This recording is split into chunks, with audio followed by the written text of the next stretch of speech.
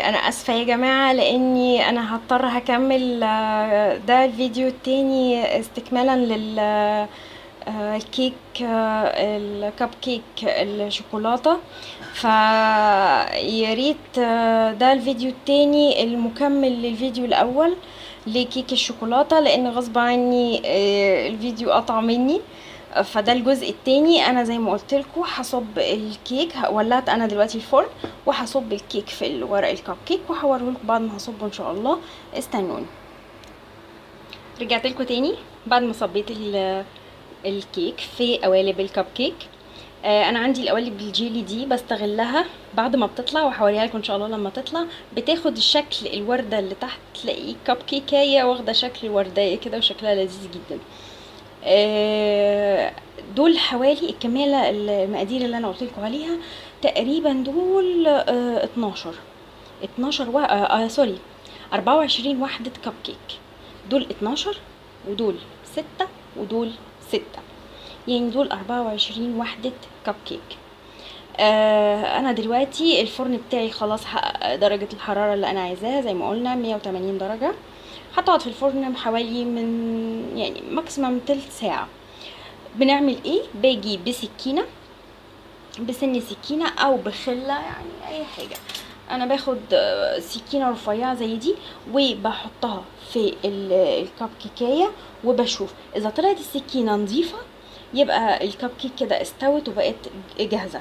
اذا طلعت الكب كيك اذا طلعت السكينة فيها كيك من جوه على السكينة يبقى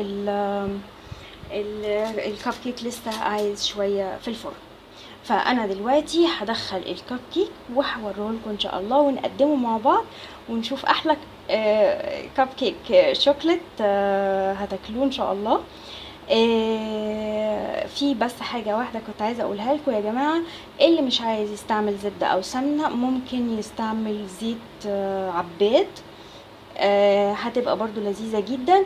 بس لو زيت العباد هنستعمل بس نص كوباية زيت عباد. دي النقطة اللي حبيت اقولها لكم. هرجع لكم تاني بالكب كيك وهي متقدمة، استنوني. زي ما انتم شايفين دي الكيك جوه الفرن، بس انا طبعا مش هقدر افتح عليها، ودي المعلومه اللي رجعتني ليكم دلوقتي عشان اقول لكم ان احنا ما ينفعش نفتح على الكيك قبل مرور تلت ساعه على الاقل، والا هنلاقي الكيك دي هبطت ونزلت خالص وما بقتش جميله زي ما انتم شايفينها بالشكل ده. انا هكمل التلت ساعه وهفتح عليها واشوفها. واستنوني نقدمها مع بعض، والف هنا وشفا. زي ما انتوا شايفين يا جماعة حبيت اوريكم التجربة العملي لاني اشوف الكيك خلاص استوى ولا لا. فانا بدخل دلوقتي السكينة كده، السكينة بتطلع نظيفة خلاص كده، بقت الكيك مستوية. هنطلعها ونقدمها، استنوني. اهلا بيكم مرة تانية. خلصنا الكيك و اتفضلوا معانا نفطر كيك كب كيك شوكولاته وشاي بلبن. عايزه اوريكم الكيك من قريب. دي وحدات الكب كيك اللي احنا عملناها مع بعض. فاكرين اللي قلتلكم عليها شكلها زي الورده، خدت شكل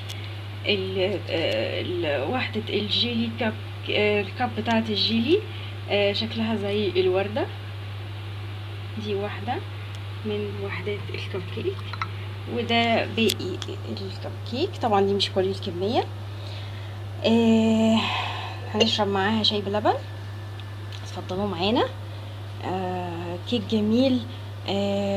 ياريت لو تجربوه وان شاء الله هيعجبكم بامر الله.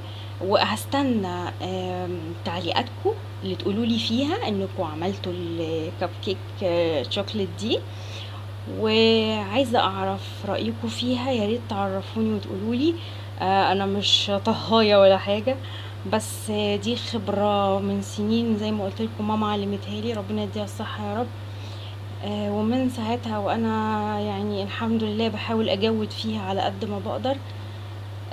طبعا حاجه بيتي وحاجه نظيفه وحاجه جميله.